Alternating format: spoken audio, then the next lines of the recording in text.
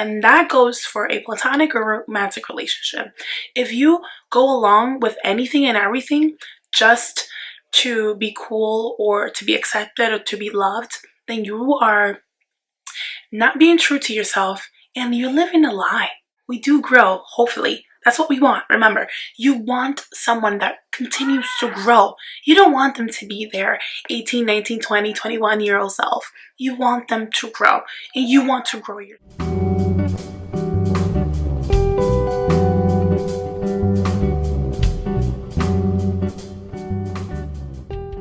Hello everyone, welcome to my channel if you're new here, and welcome back if you're already part of the tribe. Today we're going to talk about 5 things to normalize in a relationship. Before we get into this video, I want to share with you guys that I have been in a relationship for 10 years with my current partner. And so I find that I'm in a great position to talk about things that should be normalized and things that should be okay with us, with our partners, and in our relationship. In my opinion, I have to say that. I know everyone has their own opinion, everyone has their own way of dealing with certain things in their relationship, and just being in a relationship overall, it's completely different from one person to the other.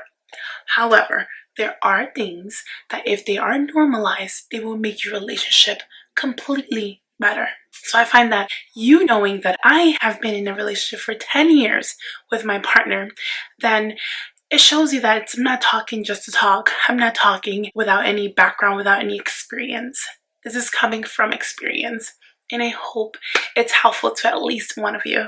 One of the things that I find that are very important that should be normalized in a relationship is needing space. Honoring the importance of having time together as well as time apart. It's really, really important. In a relationship, it is truly 2 completely different people coming together with completely different lives, coming together to share a life together. That does not mean that the other person becomes your entire life or the life you once knew, it's completely over. That it's not how a healthy relationship should be. And again, take it from me, I actually have been there myself where I remember talking to this,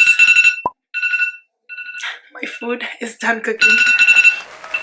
I remember talking to my partner and telling him how important it is for us to make sure we have time apart. I didn't do that as often as I should have throughout all these years, and it's not because he didn't allow me to, it's not because he didn't encourage me to. No, it's because I just felt like I didn't have to. I felt like I just wanted to be with him. There's nothing wrong with wanting to be with your partner very often and wanting to be around their company.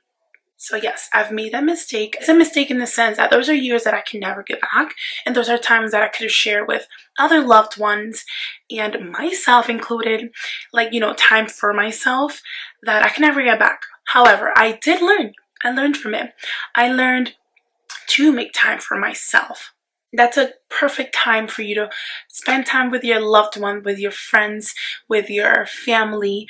It's also a good time to pamper yourself, take care of yourself. It's not that I'd stop pampering myself, right? But I remember it being more like, this is something I just have to do. I have to get my nails, I have to do my hair, I have to do my feet, and just come back home. Now it's more like enjoying the moment, enjoying my alone time, because that's a time that I get to know myself a little more. What is it that I want? What kind of nail color do I want? What kind of design do I want? How do I want my nails? Do I want just a manicure? Do I want to add, some acrylic or whatever? Point is that it's a time for me, to actually enjoy it, not just go on and get it done and leave, to really be present and enjoy it. I've also learned to spend more time with my family, and again, being more present rather than wanting to rush back home. There's nothing wrong with wanting to rush back home. Again, I'm not living my life intentionally if I'm thinking of the next thing that I have to do or that I should be doing or that I want to do. I am more in the present. I am truly enjoying my time with people outside of my relationship. And guess what? That truly shows you just how much you love your partner, that you do still, years later down the road, you want to come back to them. You miss them. You look forward to being with them. Another thing that, in my opinion, I find it's important to normalize in a relationship is disagreements, having disagreements. Although you guys love each other and want to be around each other and completely love almost everything or maybe everything about each other, it's important to know that you will not agree on everything. Remember, we said it's two completely different individuals coming together. So that's two different people with different opinions and different perspective on life. And although you may not agree on everything, that it's totally okay. I mean, think about it. It's not all that different when you're talking about a platonic relationship and a romantic relationship, right? It's the same as with your siblings. How many times do you not disagree or argue with your siblings? Yet you love them, right? You love them dearly. Or a best friend, a close friend. It's the same thing. You know, we have to be realistic. We have to know that although you're together and you involved with them romantically, doesn't mean that they are perfect and you should expect them to agree with everything that you do or say, because you want them to be themselves. You want them to voice their opinions and say whatever they have to say, because you don't want yourself, neither your partner, to have to bottle up their emotions because they feel like if they don't agree with you, then, you know, they're walking on eggshell and stuff. We don't want that. Another important thing to normalize in a relationship is change. Now, this could be the partner that you met years ago, like myself, or maybe just a couple years ago, or maybe a few months ago. People change. Things change. People's personality changes because life changes you. And well, you know, we do grow, hopefully. That's what we want. Remember, you want someone that continues to grow. You don't want them to be their 18, 19, 20, 21-year-old self. You want them to grow, and you want to grow yourself. So the same way that there will be disagreements, because that's just something inevitable, you know, there will also be changes. There could be changes in their relationship, in the person, in their own self-development. They change career paths, they may change hobbies. In order to accept that there will be changes in your relationship, you have to learn to see change as something positive. It doesn't necessarily mean something negative. Change can definitely help the both of you grow. Honoring each other's boundaries with the willingness to learn and grow from it. Key word, willingness, right? Because you have to both want to do these things. It's not just gonna happen, right? So knowing each other's boundaries, make sure you know each other's boundaries and honoring them. Because one thing is to know them and another thing is to understand them. And sometimes you don't even have to understand someone's boundary. But when it comes to a relationship, you do want to understand each other and understand where each other's coming from, right? You have to respect each other's boundaries.